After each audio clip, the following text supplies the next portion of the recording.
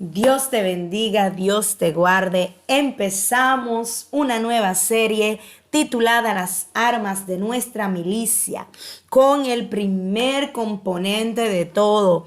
Antes de conocer las armas de nuestra milicia, tenemos que saber si tenemos la armadura puesta, porque antes de salir al campo de batalla, tenemos que revisar qué es lo que protege nuestra integridad, lo que es nuestro ser. Entonces, antes de esto, y estudiaremos las armas de nuestra milicia que no son carnales, sino poderosas en Dios para la destrucción de fortalezas. Vamos a estar estudiando los territorios. Sí, los territorios, porque las batallas se libran en diferentes territorios. Vamos a estudiar las armas de nuestro enemigo para poder saber qué arma utilizar dependiendo el arma que él esté utilizando contra nosotros. Todo esto, hermano, el campo de batalla, todo esto lo vamos a estudiar en esta nueva serie que comienza. Acuérdate, hermano, que esto se trata, el evangelio se trata de poder de Dios, no de palabrería humana, sino de poder de Dios. Pero ¿cómo utilizo ese poder si no lo conozco? Entonces, eso es lo que vamos a hacer en esta nueva serie que empieza, amados hermanos.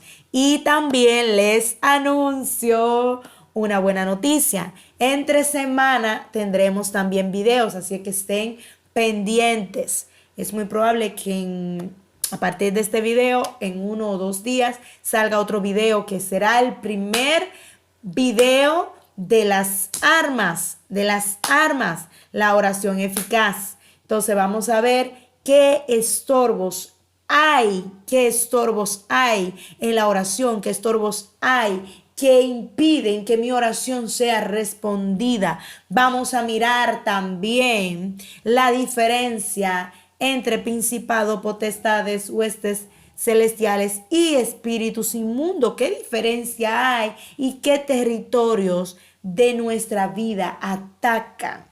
Todo esto, hermanos, será muy edificante para ustedes y para mí también lo ha sido. Mientras los voy estudiando, me da otros versículos o me redirecciona para lo que Él quiere que realmente se toque, el tema que se diga y todo esto. El Señor se está glorificando grandemente en mi vida y sé que también en la de ustedes. Así es que sin más preámbulos, vamos a buscar Efesios, la carta de Pablo a los Efesios, capítulo 6, versículos del 10 al 17. Amén.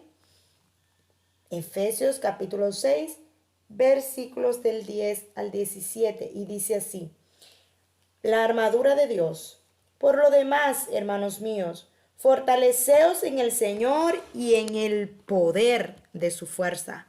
Vestíos de toda la armadura de Dios para que podáis estar firmes contra las acechanzas del diablo, porque no tenemos lucha contra sangre y carne, sino contra principados, contra potestades, contra los gobernadores de las tinieblas de este siglo, contra huestes espirituales de maldad en las regiones celestes. Subraya ahí. Por tanto, tomad toda, otra vez, vio, en el versículo 11 dice, vestíos de toda la armadura de Dios. Y en el versículo 13 nos dice, por tanto, tomad toda la armadura de Dios para que podáis resistir en el día malo y habiendo acabado todo, ¿qué? Estar firmes. Versículo 14, estad pues firmes, ceñidos vuestros lomos con la verdad y vestidos con la coraza de justicia y calzados los pies con el apresto del evangelio de la paz. Sobre todo, tomad el escudo de la fe con que podáis apagar todos los dardos de fuego del maligno y tomad el yelmo de la salvación y la espada del Espíritu, que es la palabra de Dios. Vemos que en el versículo 11 y en el versículo 13 nos dice toda la armadura. Es decir, ahí ya me está advirtiendo. Si tienes parte de la armadura, pero hay una sola que te falta, ya en el campo de batalla eres hombre muerto o herido.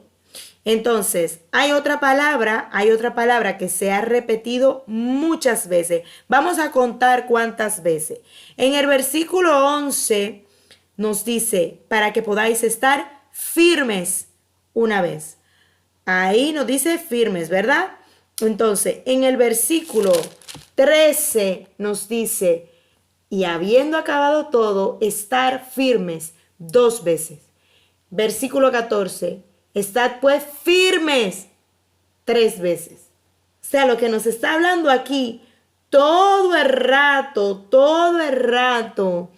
es de firmeza, de una persona. Estamos hablando de que para que esa persona, esa armadura, cuando la tome, sea eficaz, tiene que estar peleando desde la roca, desde un territorio firme. No puede estar peleando una persona desde un territorio movedizo, desde una indecisión, que no sé el bando que me corresponde en la batalla.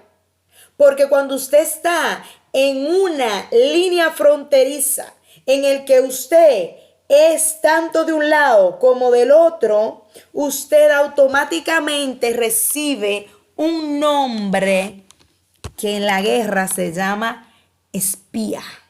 Usted empieza a ser parte de un entramado que crea desconfianza. Escuche bien y atención aquí. Crea desconfianza en el aliado y en el enemigo. ¿Por qué? Porque una cosa es enviar un espía y que ese espía sea en un determinado momento, cumple esa función, a que esa persona, sin que nadie lo mande, esté yendo, visitando territorio enemigo. No sé si me explico, pero se lo voy a repetir. No es lo mismo cuando Moisés le dice a los espías, vayan allí a la tierra que fluye leche y miel y díganme qué tal está la tierra, ¿verdad? No es lo mismo a que estos espías, una vez ya cumplieron su función, sin que nadie lo haya mandado, agarren su motete y estén cada vez camuflajeados con el enemigo. ¿Vio? Entonces esa es la diferencia entre una persona que está cumpliendo una misión y una persona que está indecisa entre un lado y otro. Uy, espérate, es que me gusta mucho el mundo, déjame ir a explorarlo para allá.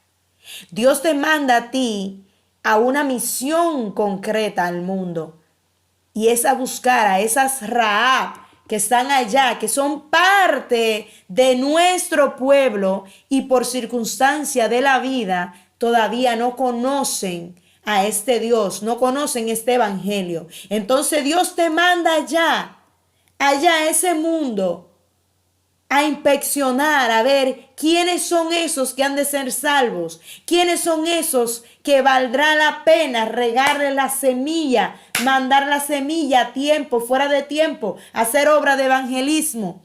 A eso te manda el Señor, pero el Señor no te está mandando a ti a que te guste tanto aquella tierra que tú estás allí cumpliendo una misión. Acuérdese que aquí estamos hablando de las leyes de guerra. Aquí no estamos hablando de otra cosa, estamos hablando de leyes de guerra. Entonces, en las leyes de guerra, usted tiene que saber que cuando usted está pisando territorio enemigo, usted tiene que saber que cuando usted está pisando territorio enemigo, el jefe suyo tiene que saber que usted está ahí y qué usted hace en ese territorio.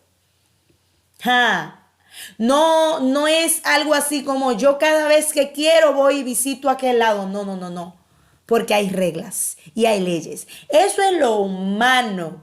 En lo espiritual, hermano, mire que nos vamos a meter bien profundo con esto y usted va a descubrir que muchas cosas de las que nos pasan, nosotros no los buscamos por estar en un terreno incierto, sí, en un terreno que nadie sabe, ni el aliado sabe si usted de ahí, ni el enemigo sabe si usted no es de ahí. Los dos lo van a tomar como un espía y a usted le van a venir dardos de fuego del maligno por un lado y su buen cocorronazo por el lado de la luz. ¿Por qué? Porque usted está indefinido.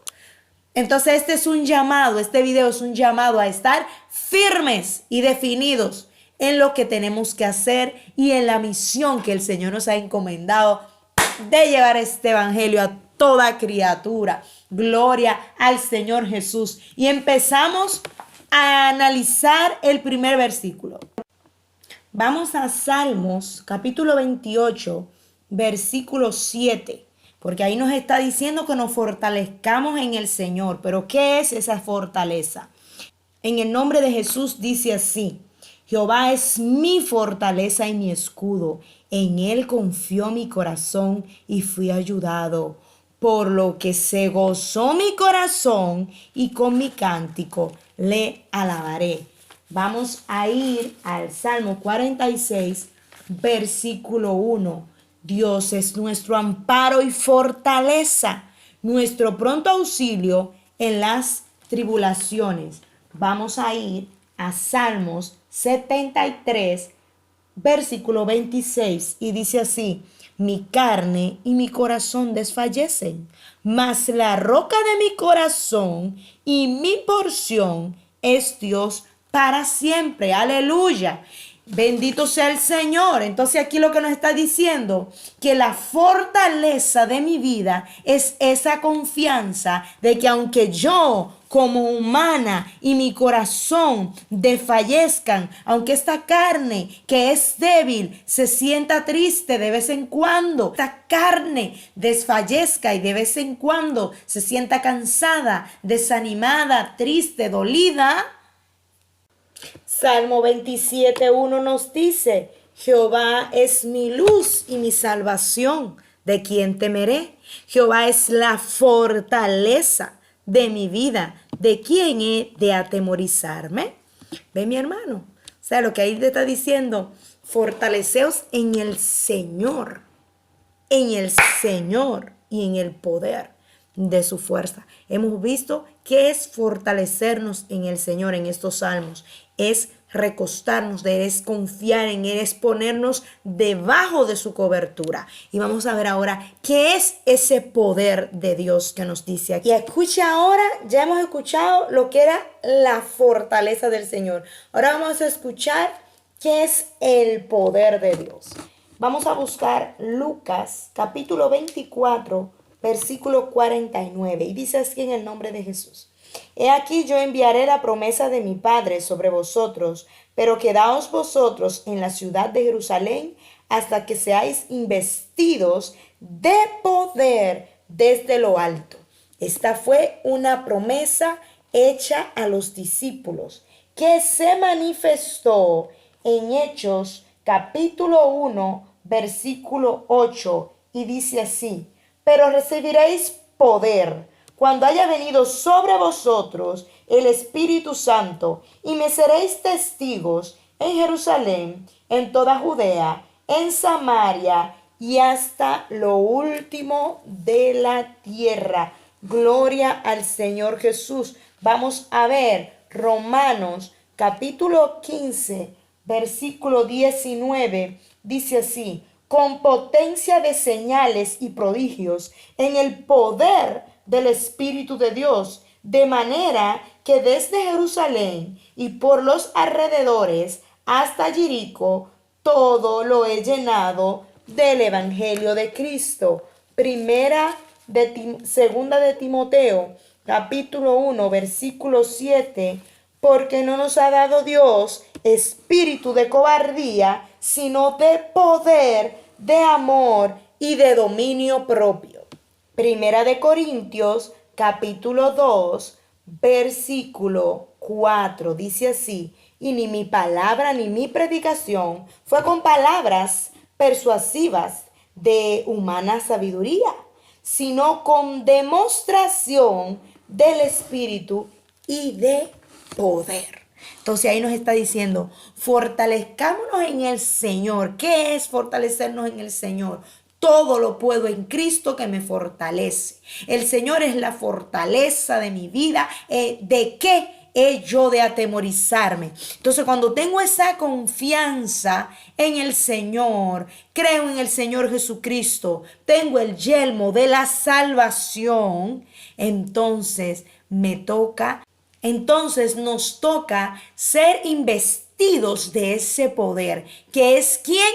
El Espíritu Santo de Dios, que es el que nos lleva, el que nos dirige, el que nos guía. Porque los hijos de Dios somos guiados por el Espíritu Santo de Dios. ¿Y a qué somos guiados? A ser discípulos. Cuando el Espíritu Santo de Dios está ardiendo dentro de usted, usted tiene la necesidad de predicarle a otros, de enseñarle a otros este Dios tan grande, de testificar lo que Dios ha hecho con usted. La manifestación del Espíritu Santo de Dios es el fruto de Él. Lo que vemos en usted y en mí, que estamos en la rueda del alfarero, que podemos tener errores como humanos, pero no pecados. Hay una diferencia muy grande entre errores y pecados. Errores es que yo como humana puedo fijarme y cometer un error y fijarme de usted en la apariencia y catalogarla a usted como muy santo o muy santa. Y ese es un error, porque a lo mejor luego usted me falla y entonces yo la puse a usted en un sitio que luego la voy a tener que quitar de ahí. Eso es un error, hermano. Pero pecado es otra cosa. ¿Ve? Un error es usted agarrar, por ejemplo, vamos a decir, tenía que tomar el carro que lo llevaba a un destino y cogió un tren que lo llevó a otro lado. Eso es un error. Fornicar, adulterar, mentir, estafar y hacer chanchullos aquí en el pueblo, eso no son errores. Esos son pecados identificados. Entonces, una vez nosotros sabemos desligarnos de lo que son los pecados, no tiene nada que ver con los errores. Escuche bien. Otro error que cometemos humanamente, a veces suponemos que alguien dijo algo por mal y en realidad nosotros lo juzgamos por mal y nos sentimos mal y a esa gente le hacemos el vacío porque lo malinterpretamos. Eso es un error. Eso no es pecado. Ahora, pecado es levantarle una calumnia a su hermano. ¿Ve cuál es la diferencia? Que no es lo mismo, no es lo mismo que yo, por ejemplo, me enfade con una persona. Eso no es un pecado, eso no es un pecado. El enfadarse no es un pecado. Ahora bien, el permanecer en el enojo sin pedir perdón, eso es un pecado. ¿Vio la diferencia? Entonces, vamos a diferenciar, porque a veces vamos como de muy espirituales y muy no sé qué y muy no sé cuánto, pero a la hora de la hora, cuando usted juzga la cosa y pesa en balanza, el otro, como es muy alborotado, tiene muchos errores, pero esos no son pecados. Pecados son otras cosas y a veces son muy silenciosos y pasan muy desapercibidos. Así es que mucho cuidado con confundir una cosa con la otra. Seguimos. Cuando hablamos de la manifestación visible del poder de Dios, estamos hablando de una iglesia poderosa. Una iglesia que gana almas, una iglesia que arrebata almas, una iglesia que los miembros que están en ese lugar saben la posición que Dios le ha puesto. La posición que Dios le ha puesto en el campo de batalla. Ninguno quiere ocupar el lugar del otro. Ninguno quiere eclipsar la luz del otro. Ninguno quiere brillar por méritos de otro. Cada uno está buscando su propio lugar. en ese campo. Entonces, la iglesia poderosa no es la iglesia de la gente que andan rompiendo bancos, que cuando danzan tienen que agarrar a las 50 gente alrededor de hacerle una ronda. No, eso no es poder. Poder es usted decirle a una gente, Jehová te liberta hoy. Jesucristo rompe las cadenas y liberta tu alma cautiva, y que esa alma desde ese día sea libre. Y si era fornicario, no vuelva a hacerlo. Si era un borrachón, no vuelva a emborracharse. Si era drogadicto, no vuelva a drogarse. Y si era una prostituta, no vuelva a las calles. Eso es poder de Dios. Poder de Dios es un mensaje que te cambia la vida, que tú ibas por una dirección y ese mensaje te hizo pensar y decir: ¿qué está pasando con mi vida? Déjame autoanalizarme, porque yo no estoy bien, porque yo no estoy firme, porque esa que dice el predicador o esa predicadora, esa soy yo. Esa soy yo. Esa me tengo que corregir. Esa persona inestable, de doble ánimo, de inconstante en todos sus caminos, que hoy está arriba, mañana está abajo, desanimada. Esa soy yo y necesito cambiar. Eso es poder de Dios. Lo demás, hermano, es entretenimiento. Entretenimiento para el pueblo. Entretenimiento para el pueblo. Eso es entretenimiento. Pero cuando usted hace una alabanza que llega al trono de la gracia, si ahí hay uno cautivo, tiene que quedar libre. Y si hay un endemoniado, el demonio tiene que manifestarse. No puede irse de ahí, del culto igualito. Ahí, no. El poder de Dios es el que la guarida, el nido de culebra, los remenea y le corta la cabeza y le prende fuego. Eso es poder de Dios. Eso es poder de Dios. Lo demás, les repito, es entretenimiento para que lo pasemos bien, que no está mal, pero no nos lleva a ningún sitio espiritualmente hablando en el campo de batalla que estamos estudiando. Seguimos, versículo 11 de Efesios capítulo 6, vestido de toda la armadura de Dios para que podáis estar firmes contra las acechanzas del diablo. Ahí nos hace una advertencia: si no tienes toda la armadura de Dios, si te falta alguna parte, si hay alguna parte que no está ceñida a tu cuerpo, hay debilidad. Eres un soldado que eres carne fácil del enemigo. Carne fácil, una carnada del enemigo. Seguimos, versículo 12. Porque no tenemos lucha contra sangre y carne, sino contra principados. Bueno, ahí nos empieza a identificar enemigos. Enemigos identificados. Y como vamos a ir paso a paso, hermanos míos, por eso les dije, si tengo que hacer este video dividido en otro, lo voy a hacer, porque quiero ir despacio, no quiero ir corriendo y no quiero que nada se nos pase por alto, porque vamos a ir mirando diferentes ejemplos bíblicos que nos van a ayudar bastante. Entonces, seguimos.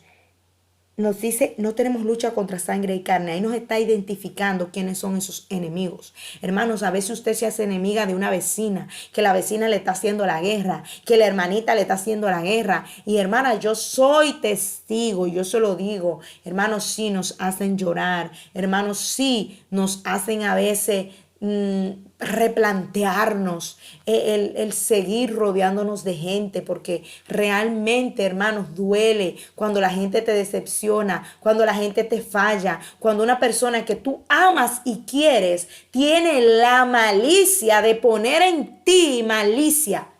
Cuando una persona tiene esa facilidad para poner que tú has dicho algo para dañarle.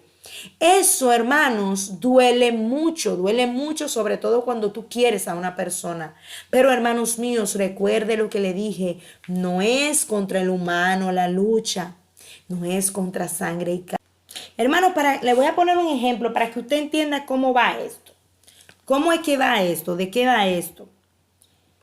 Usted busque Mateo capítulo 16, versículo 16. Ahí es cuando Jesús, poniéndolo en contexto, Jesús dice, ¿quiénes dice la gente que soy yo? Y uno le dice, tú eres el profeta Elías, otro le dice, no, tú eres el que había de venir, otro, y dice él, ¿y quién decís vosotros que soy yo? Y Pedro en el versículo 16 le dice, tú eres el Cristo, el Hijo del Dios viviente. Escuche bien, escuche bien. Tú eres el Cristo, el Hijo del Dios viviente. Y Jesús que le responde, esto no te lo ha revelado ni carne ni sangre, sino mi Padre que está en los cielos. Pero usted vaya dos o tres versículos más adelante. Oiga bien, qué fuerte. En el versículo 16, Dios le hace una revelación. Y en el versículo 23 del mismo capítulo, no se vaya para otro capítulo, el mismo, sí. Jesús mirándolo a los ojos le dijo, apártate de mí, Satanás, me eres un estorbo, estás mirando la cosa desde el punto de vista humano y no del de Dios. Ay, Dios mío.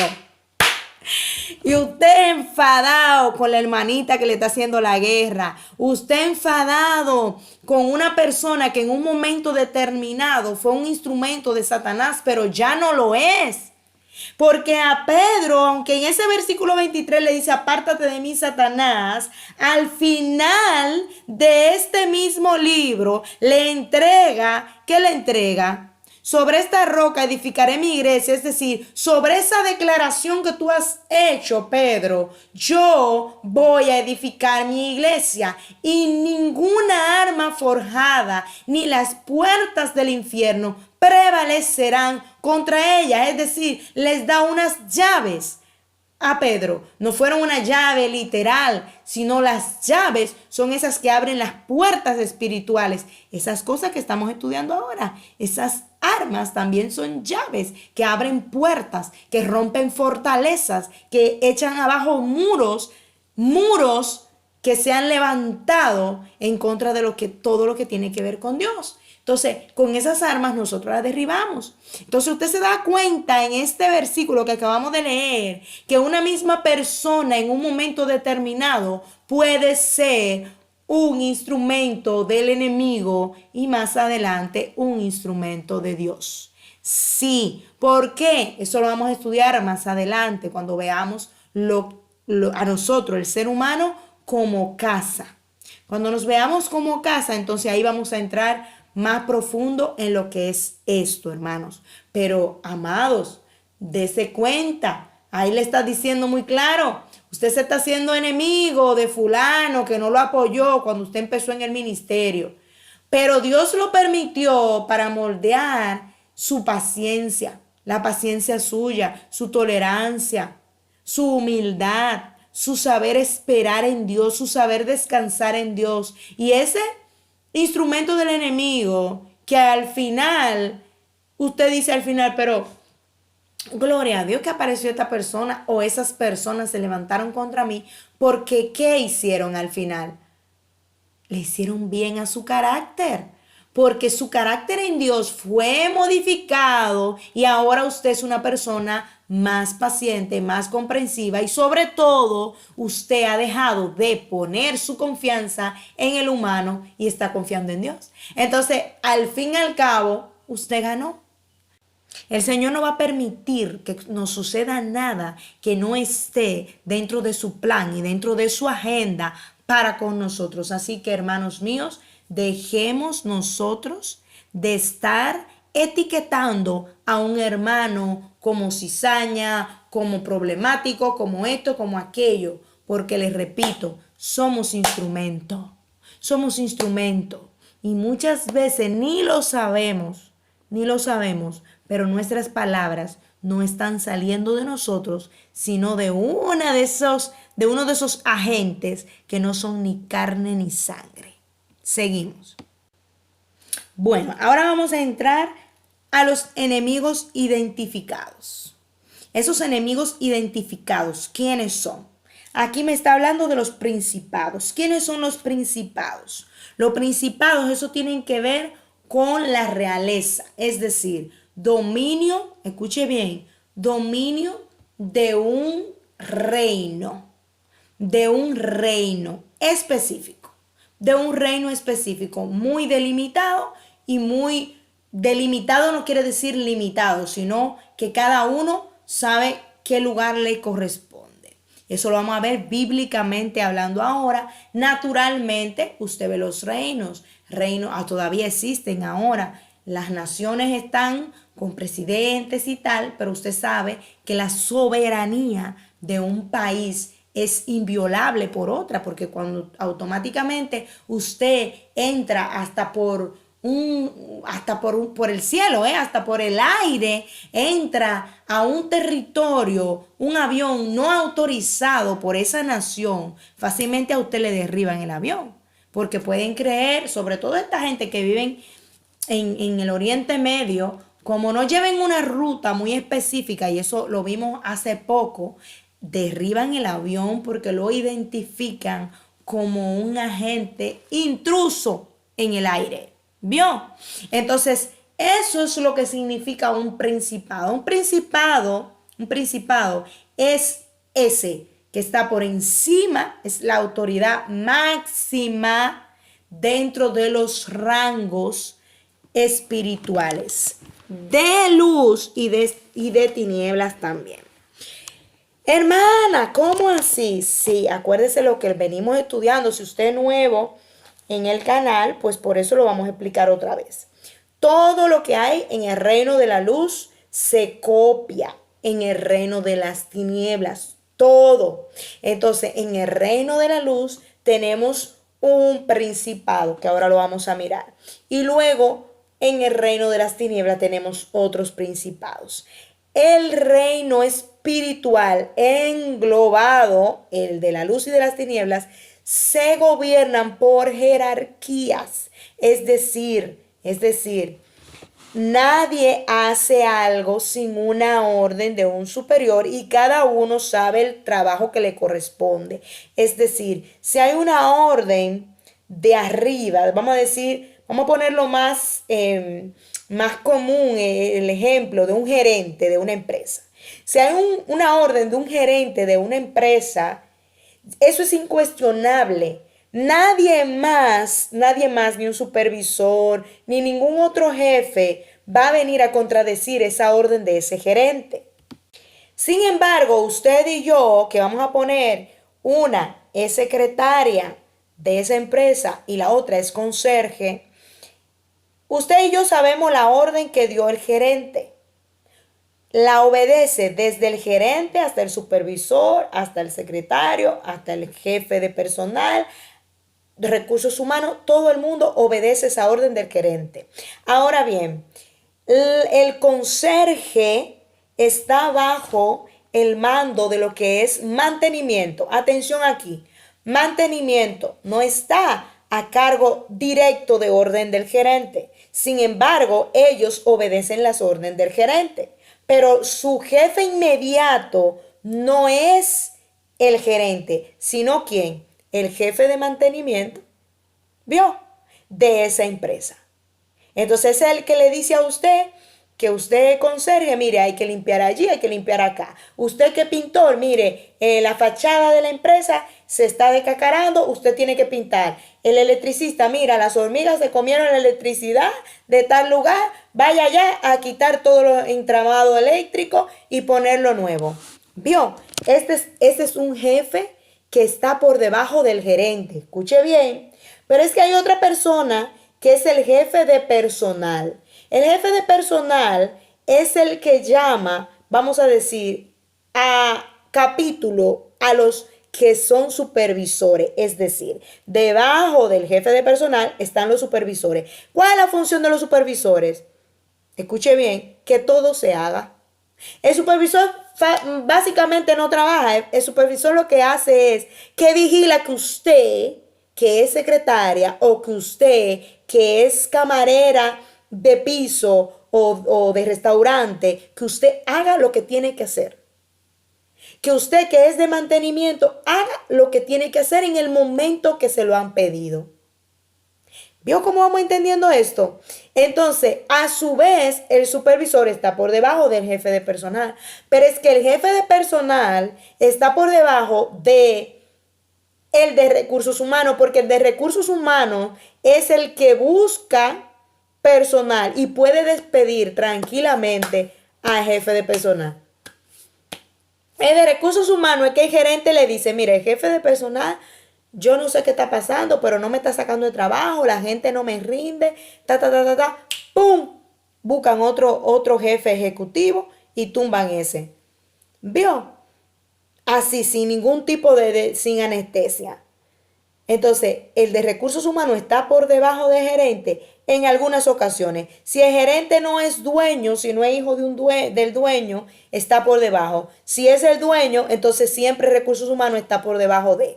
Si esto se ha entendido, ¿verdad que sí? Amén. Pues resulta, que ahora vamos a entrar en lo espiritual. En el mundo espiritual, el principado, atención aquí, el principado viene a ser lo que dijimos el gerente. Oiga bien, las potestades vienen siendo el jefe de personal, o sea, el que manda. Y, escuche bien, los gobernadores de las tinieblas, ahí no lo dice, pero lo vamos a buscar ahora en un versículo bíblico, lo voy a poner ahí en pantalla, en qué versículo específico dice, gobernadores de las tinieblas de este siglo. ¿Qué quiere decir? Que ellos tienen su ciclo y una vez cumplen ese ciclo, otro gobernador toma ese lugar. Es por esa razón que hay un siglo que tiene unas perversiones específicas y otras. ¿Por qué? Porque son gobernadores diferentes. Es como si usted estuviera debajo de órdenes de jefes distintos. Escuche bien. Recuerde que estamos en Efesios capítulo 6, versículo 12 y seguimos. Entonces, debajo de los gobernadores de las tinieblas de este siglo están las huestes espirituales de maldad. Las huestes, escuche bien y atención aquí. Hueste, la palabra hueste significa, escuche bien, viene de una palabra en latín que significa, se dice hostis y significa adversario. Y ejército, escuche bien, ejército. Entonces, conclusión aquí, atención aquí. El gerente, ¿cuánto hay? 1 por zona, por hotel o por empresa, ¿sí? Supervisor, escuche bien, supervisor, hay varios, pero tampoco son muchos. Supervisores son unos cuantos por áreas, ¿a que sí? Y luego nos vienen los gobernadores de las tinieblas, que son quienes, escuche bien, ¿quién es? Su jefe inmediato, vamos a decir, el jefe inmediato. Y luego vienen las huestes. ¿Quiénes son las huestes?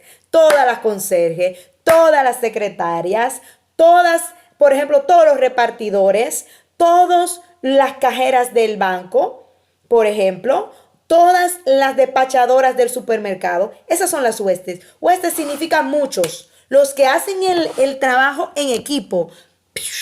Vamos a limpiar. Damos la conserje aquí. Hey, tú agarras la ventana, tú haces esto, tú haces aquello. Son los que, como las hormigas. Que lo que tienen que hacer lo hacen rápido. Esas son las huestes. Aquí nos especifica que son huestes espirituales de maldad. ¿Por qué? Porque están las huestes del Señor. Lo que le estaba diciendo ahora. Y eso lo vamos a mirar ahora paso por paso. Seguimos. Y entonces dice, en las regiones celestes. Y atención aquí. Atención aquí.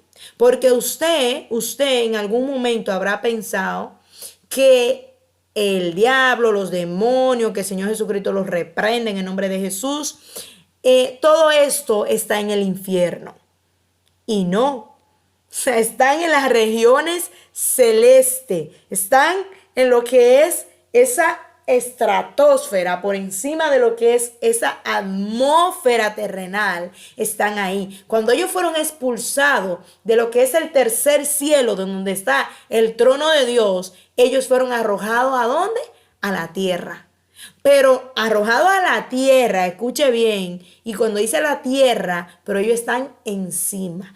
Por eso fue que le dije que teníamos que ver cuál es la diferencia entre ese grupo y espíritus inmundos, que son otro grupo. Y eso lo vamos a ver ahora despacito. Así es que ya usted sabe, vamos a buscar citas bíblicas. Busque, si todavía no ha buscado su cuaderno, vaya, busque la que vamos ahora a estudiar profundamente. Escuche bien, entonces hemos visto que en el lado de las tinieblas tienen esa jerarquía. Ahora vamos a ver en el lado de la luz. En Isaías 9:6 nos dice que el principado iba a estar sobre su hombro y se llamará su nombre admirable, consejero, Dios fuerte, Padre eterno y príncipe de paz. Escuche bien. Ahí, ¿de qué nos está hablando? Todo el rato nos está hablando de principado, porque Jesús no es príncipe, Jesús es rey de reyes y señor de señores. Entonces ahí lo que nos está hablando es, escuche bien de qué es que nos está hablando. Vaya conmigo a Efesios capítulo 1, versículo 21, y dice así en el nombre de Jesús. Escuche bien. Sobre todo principado y autoridad y poder y señorío y sobre todo nombre que se nombra, no solo en este siglo, sino también en el venidero. Y sometió todas las cosas, versículo 22, sometió todas las cosas bajo sus pies y lo dio por cabeza sobre todas las cosas. ¿A quién?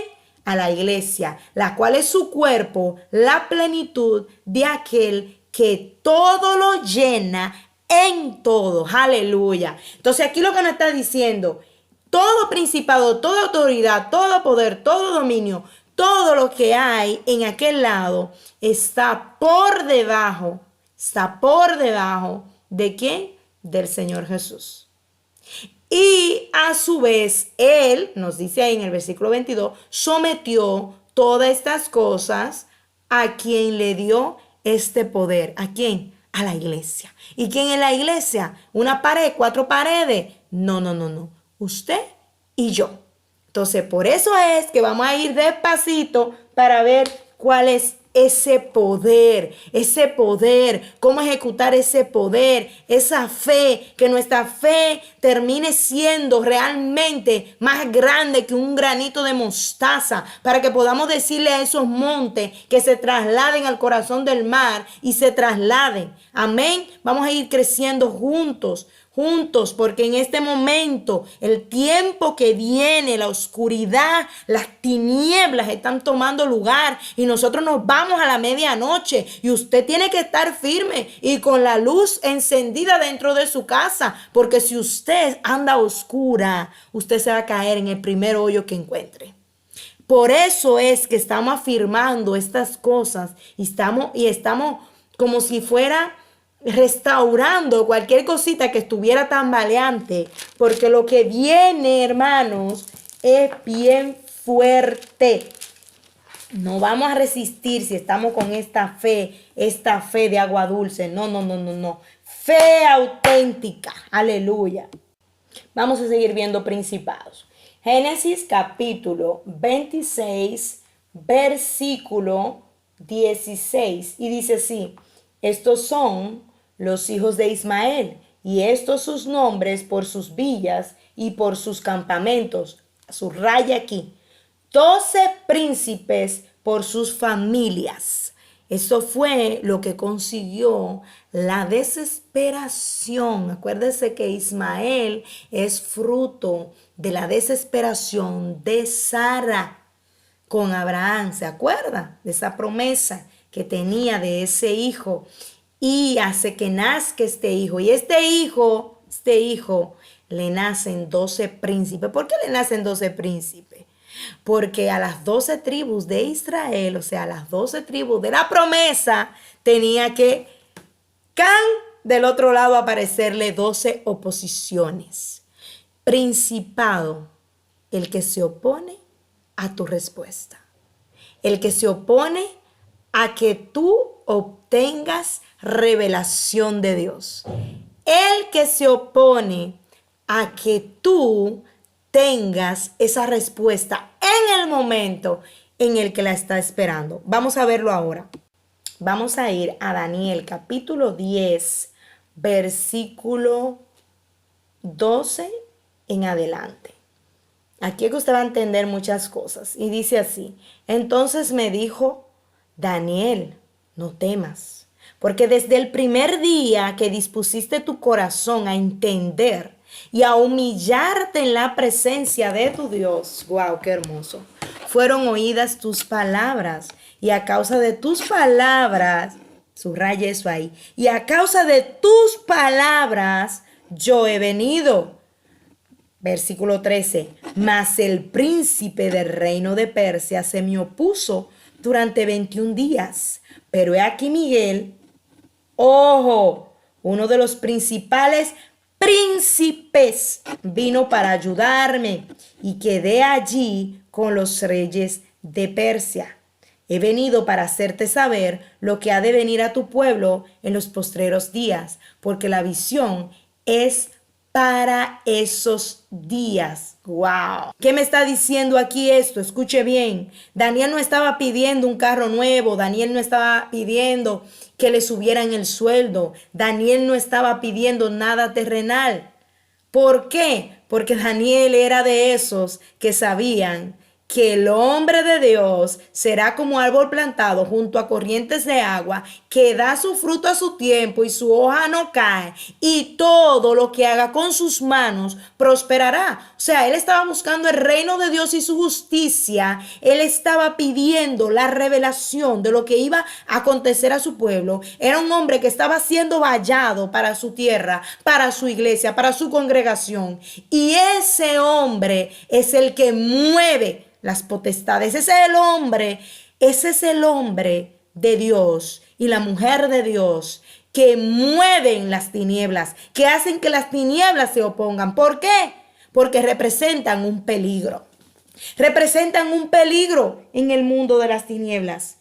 Pero cuando usted es una persona conformista, y cuando usted ora y la mitad de su oración es quejándose y pidiendo como si fuera un gato amarrado, olvídese que usted no representa ningún miedo, usted no representa nada en el mundo de las tinieblas. Ellos lo dejan tranquilo. Esas oraciones suben y bajan porque realmente no van para ningún sitio.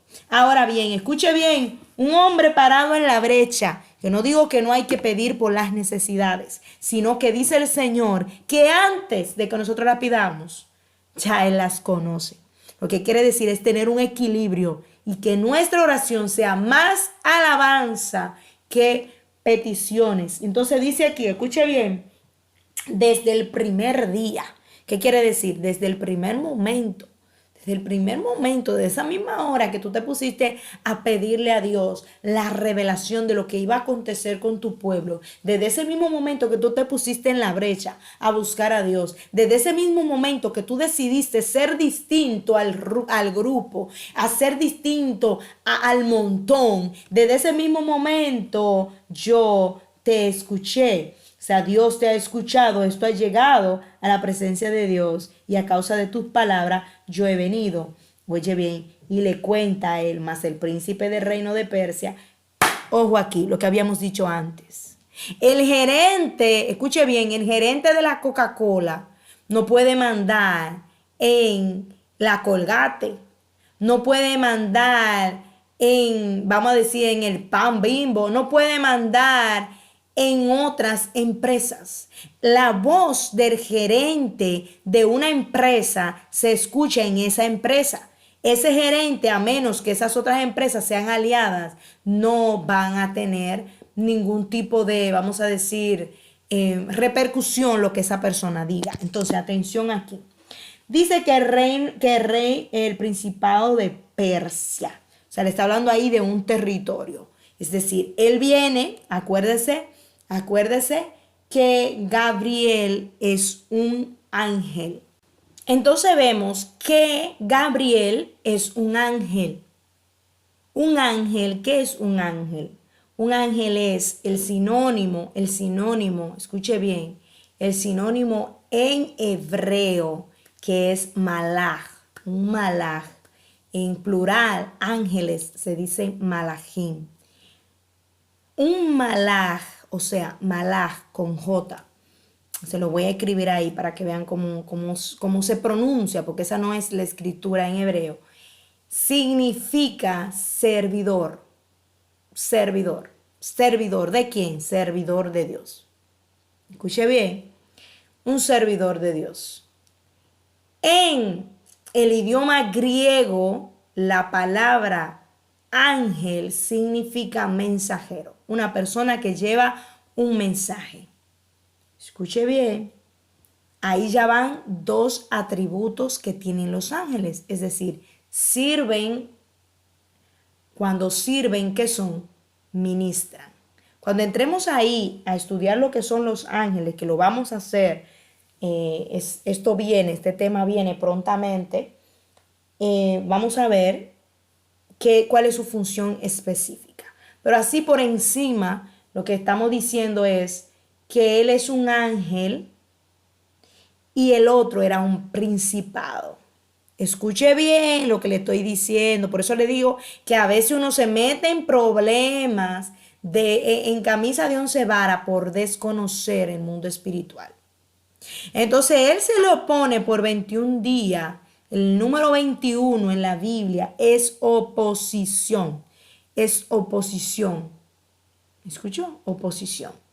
Entonces, acuérdese que el número 12 es el número del reino de Dios, de lo que fluye, de lo completo. Y su número espejo es el 21. Escuche bien, por eso le dije que hasta los números en la Biblia todo tiene un sentido. Nada está ahí porque se le ocurrió al que estaba escribiendo, déjame poner aquí 21 en lugar de 34. Amén. Entonces, seguimos. Cuando él se encuentra con ese principado, óigalo ahí, versículo 14. No, perdón, versículo 13 dice, se me opuso durante 21 días, pero he aquí Miguel, uno de los principales príncipes. Entonces, en otros versículos, por ejemplo, en el del Apocalipsis, sabemos el rango que tiene Miguel. Y sabemos que Miguel, aparte de príncipe, uno de los príncipes, de los principados del pueblo de Dios, que cuidan el pueblo de Dios, una de las funciones que tiene es que es arcángel. Ojo aquí. Ay. Ojo aquí. Él es arcángel. Entonces, vemos aquí que tiene que venir un príncipe de la luz para poder combatir el príncipe.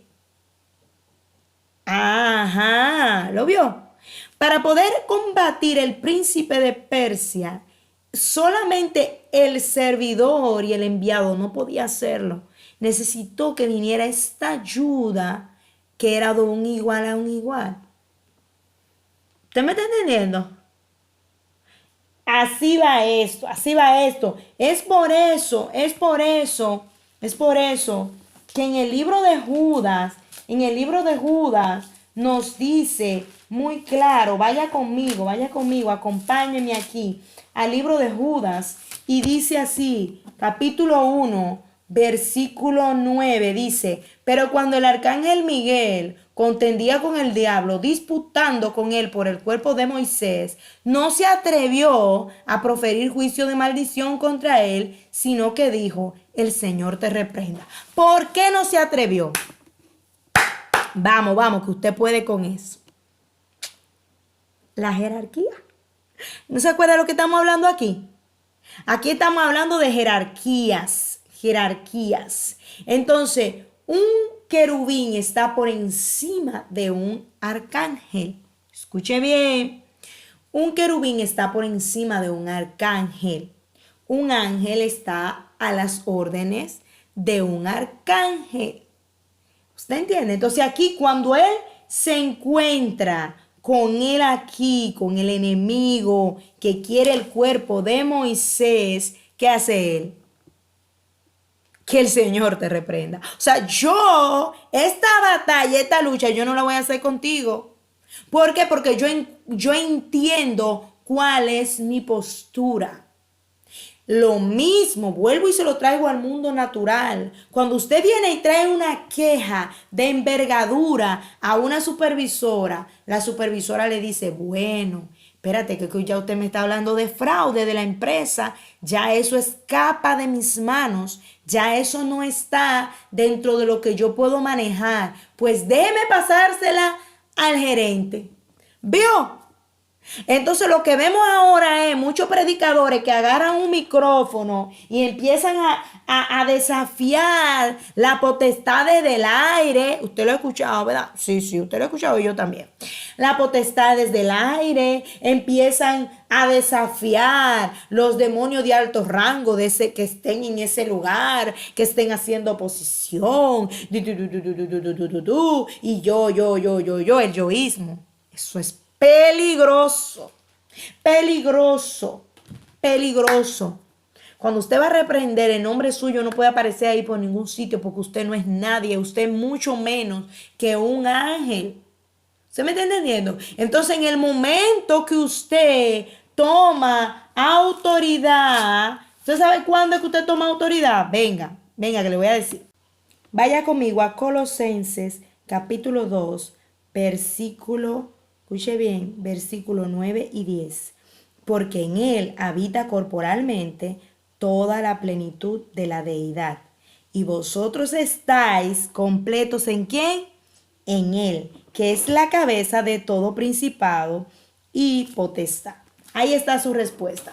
O sea, cuando nosotros estamos completos en Él, irreprensibles, espíritu, alma y cuerpo, con una armadura sin ningún tipo de grieta ni brecha, con un escudo de la fe, con un tamaño y una talla correcta, entonces ahí usted revestido de Cristo, usted reprende. Pero usted como humano se pone a reprender y a usted lo van a hacer trizas. Lo van a hacer trizas. ¿Por qué? Porque hay una jerarquía. Hay una jerarquía y usted básicamente, y ahí es que si usted es una persona que me esté escuchando, que es amigo del evangelio, que le gusta escuchar la palabra de Dios, que le gusta aprender de la palabra de Dios, siga aprendiendo, siga buscando de Dios, pero eso no lo va a llevar a usted a ningún sitio. A usted lo lleva a la posición correcta como hijo de Dios, confesar a Jesucristo como su único y suficiente Salvador, morir al viejo hombre bautizándose y luego permaneciendo en él. Eso es lo que a usted le significa algo. Que usted conozca mucho de la Biblia no lo va a salvar. Que usted le guste mucho los coritos de la iglesia. A mí me gustan mucho los coritos de la iglesia. Yo no fumo, yo no bailo, yo no hago nada malo. Usted no va a escuchar la trompeta. Usted se va a quedar aquí con el anticristo igualito que el que hace aquello. ¿Por qué? Porque usted no se definió como hijo. Tan fácil como eso. Entonces aquí la herencia y la promesa es para los hijos, no para las personas que están en el terreno indefinido. ¿Vio cuál es el detalle aquí? Aquí el detalle es estar definidos, identificados de qué bando yo soy, en qué bando yo peleo. ¿Yo estoy peleando en el bando de mi padre o yo estoy peleando en el bando del otro? Ah, no, es que me gustan más las lucecitas de colores que me pone el otro. Me gusta más el espejismo que me dé el otro. Me gusta más que el otro en los fines de semana me deja que me dé una borrachera. Y este de aquí, este ejército de aquí no me lo permite. Ah, pues me quedo de aquel lado. Bueno, pues aténgase a la consecuencia. Esto es una guerra y en la guerra hay consecuencias. Entonces, amados hermanos, diferencia. Ya vimos la diferencia entre los que están en las regiones celestes. Acuérdese que dije algo que ahorita no lo había. Por eso es que él engaña a todas las criaturas para él llevárselas con él al infierno. Ese no es su palacio como lo dibujan en los dibujos, en los cómics, que el diablo está allí, ay, feliz, como que ese es su paraíso. No, eso no es así. Eso no es así, sáquese eso de la cabeza. Incluso hay muchos predicadores que dicen eso también, y que no, porque el diablo es el infierno. No, hay una expresión que uno dice, ay, eso salió del mismo infierno, como diciendo que es algo malo. Eso es correcto. Pero lo que no es correcto es usted decir que el diablo y los demonios están en el infierno, porque el diablo y los demonios no están en el infierno. Escuche bien, ese es su destino final y por esa razón fue que los ángeles del cielo, cuando ellos fueron expulsados a la tierra, no al infierno, a la tierra, dijeron, ay de la tierra y del mar, porque el diablo sabe que le queda poco, le queda poco y ha ido con furia, ¿verdad? Hacia ellos. Vamos a Apocalipsis capítulo 20 versículo 10 y dice así en el nombre de Jesús. Nombre de Jesús. Y el diablo que los engañaba fue lanzado en el lago de fuego y azufre donde estaban la bestia y el falso profeta. Y serán atormentados días y noche por los siglos de los siglos. O sea, ese no era que la palabra nos dice que el mundo entero está bajo el maligno. ¿Qué significa lo que nos está diciendo? O sea, tenemos como esa ropa hacia arriba, como si fuera ese manto de tinieblas sobre el mundo entero, donde esas huestes espirituales de maldad, acuérdese, ese grupo grande de la empresa que va trabajando para un mismo objetivo, ese grupo que trabaja para esa empresa de las tinieblas, que quieren caer, hacerlo caer a usted en autodestrucción, en suicidio, en drogas, en alcoholismo, en adicción, en feminicidio, en homicidio, en parricidio, en todo lo que tiene que ver con horror. Ellos están en las regiones celestes, no están en el lago de fuego. Ese será su destino final y por esa razón, escuche bien, por esa razón es que ellos lo quieren llevar allá, porque ellos están ya advertidos y ellos lo saben, porque están, ¿qué? Sentenciados. Su juicio ya ha sido emitido y ellos ya saben el resultado y saben su condena final. Por esa razón es como cuando a un reo que ya lo tienen sentenciado, sabe cuál es su destino y le han dado, vamos a decir, una prórroga o un tiempo específico antes de hacer efectiva la condena. Escuche bien, que aquí después vamos a entrar en lo que es el trono, el tribunal. O sea, estos temas son profundos y largos. O sea, son profundos y usted va a entender muchísimas cosas que ahora se nos hacen difíciles a veces de entender. Entonces, cuando estudiemos eso más adelante, vamos a ir entendiendo eso, amados míos. Pero dése cuenta, dése cuenta, dése cuenta que el enemigo no está, lo que le decía ahorita, no está en el infierno, no está en el lago de fuego, no está ahí, no está ahí. Ese es un error que se viene arrastrando desde el catolicismo, que son los que viven representando al enemigo en el fuego y toda esa cosa, pero él está con sus limitaciones, pero está operando, el reino de las tinieblas está en activo. Entonces, vamos a buscar. Entonces, para entender qué son los espíritus inmundos, tenemos que entender algo antes. En la Biblia no se nombra el nombre de ningún espíritu inmundo. Escuche bien, ni se nombra ni el nombre del enemigo. Sí, ese nombre que usted y yo decimos, te reprendo, Satanás, o te reprendo, el diablo, esos nombres no son los nombres del diablo, no son los nombres de nuestro enemigo. Escuche bien. Vio que usted iba a aprender mucho. Yo se lo dije que usted iba a aprender mucho aquí. Que iba a aprender mucho para la gloria y honra del Señor en este video. Yo se lo dije en un principio. Mire, este nombre, el primero, viene, este que está aquí escrito, que le va a salir aquí en el video, viene del vocablo griego. Este nombre viene del griego diablos, pero no tiene nada que ver con su significado original en griego. Significa tirar entre o arrojar. Esto se dice de un calumniador o de una persona que tira mentiras hacia otra. Es decir, escuche bien, ese es su atributo como acusador.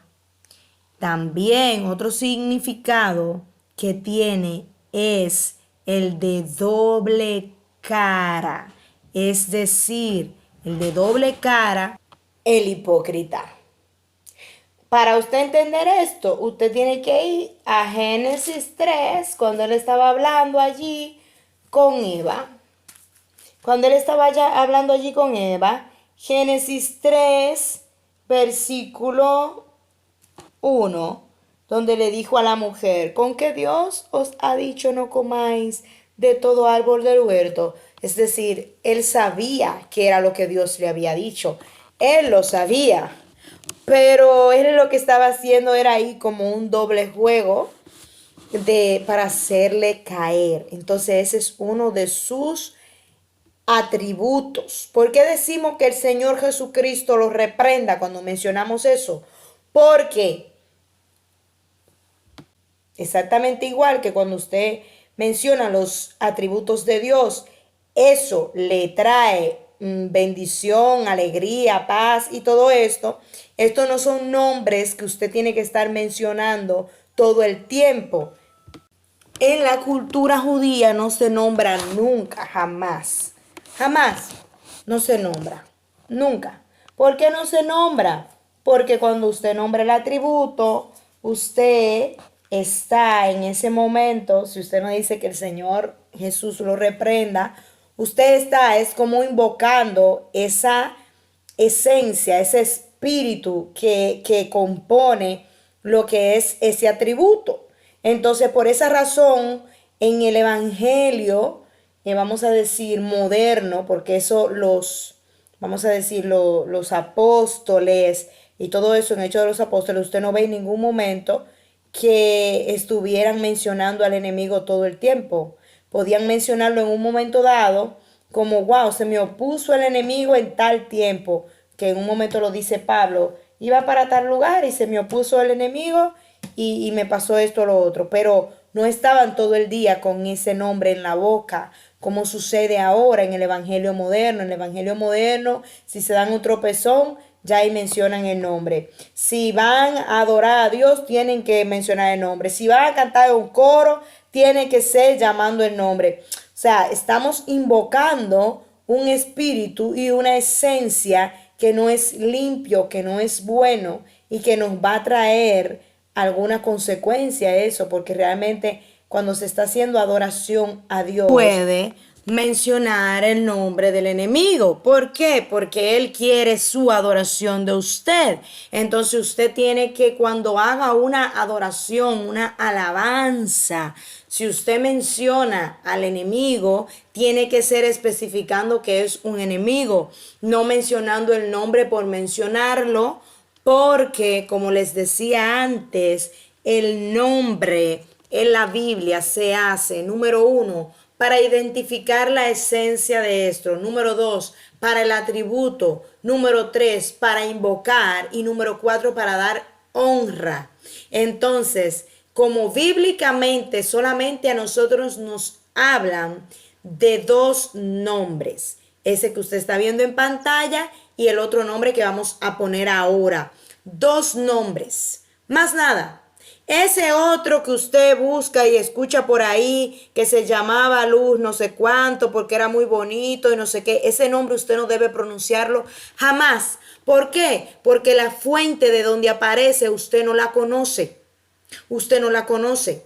Nosotros para reprender al enemigo mencionamos esos 2 atributos que aparecen en la Biblia, pero no podemos mencionar ningún otro nombre.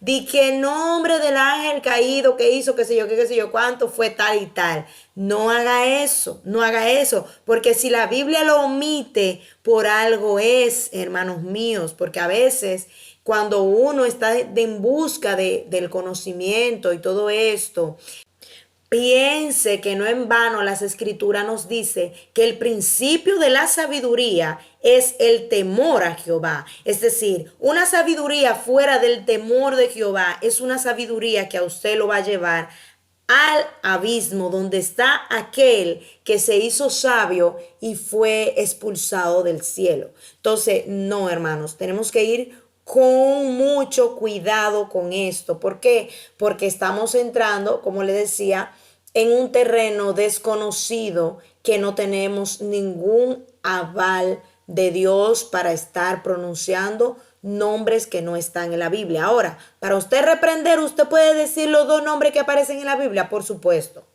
Por supuesto. Y escuche bien, ahora vamos a explicar esto. Este nombre que le aparece en pantalla, que yo lo he puesto, usted sabe cuál es, lo acabamos de decir en el versículo que Jesús dijo, apártate de mí, le dijo a Pedro, apártate de mí, y dijo ese nombre. Ya lo hemos mencionado, no vamos a estar mencionando ese nombre en todo el video. Ese nombre le va a salir en la pantalla como ST. Ese nombre viene del hebreo directamente así mismo como se dice ahí. Simplemente se le quita la A y la S final y es el mismo nombre en hebreo. Y lo que significa es el adversario, el que se opone, el oponente a tu destino, el enemigo. ¿Vio? Entonces ahí le está diciendo a usted una característica de lo que Él es para nosotros, pero ahí no le está diciendo el nombre de Él. ¿Lo vio? Entonces, por eso es que le estoy diciendo, déjese de estar diciendo, no, porque él se llamaba Lu no sé cuánto, porque era muy bonito, porque era muy... que no ande repitiendo como los pericos lo que otro dijo. Si no está en la Biblia, no lo decimos. ¿Por qué? Por lo que les decía antes. Porque cuando viene a ver, usted se encuentra en un territorio en el que usted le está dando un derecho legal al enemigo por haber pronunciado ese nombre. Por eso es que vienen muchos ataques mentales y gente con locura y todo eso que se ponen a estudiar demonología y todo eso y terminan locos. ¿Por qué? Porque no lo estudian desde la Biblia. Cuando usted lo estudia desde la Biblia, usted está en un terreno compacto. Ahí no puede haber ninguna cosa rara. Ahí no puede venir ningún ataque, porque automáticamente viene algún ataque. Usted dice, te llevo cautivo todo pensamiento a la obediencia a Jesucristo. Punto. Ningún espíritu inmundo ni nada de eso se puede mover, ni nada de eso. ¿Por qué? Porque estamos dentro de la legalidad. Pero desde que usted se pone a estudiar un libro que le menciona todos aquellos nombres de ángeles que en la Biblia no aparecen, entonces usted automáticamente, sin darse cuenta y sin querer, usted los está invocando y se puede ver en un berenjenal espiritual que para usted sacarlo de ahí va a haber que hacerle un exorcismo.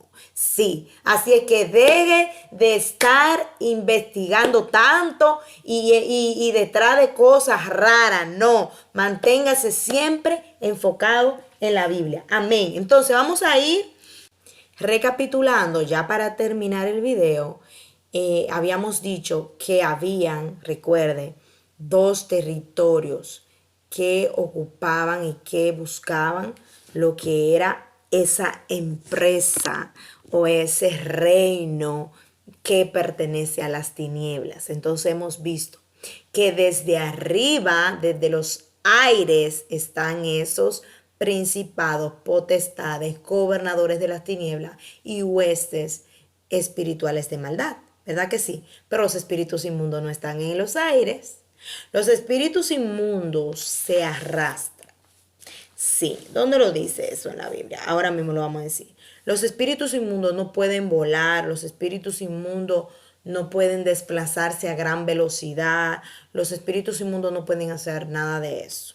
Entonces, eso lo vamos a aprender ahora.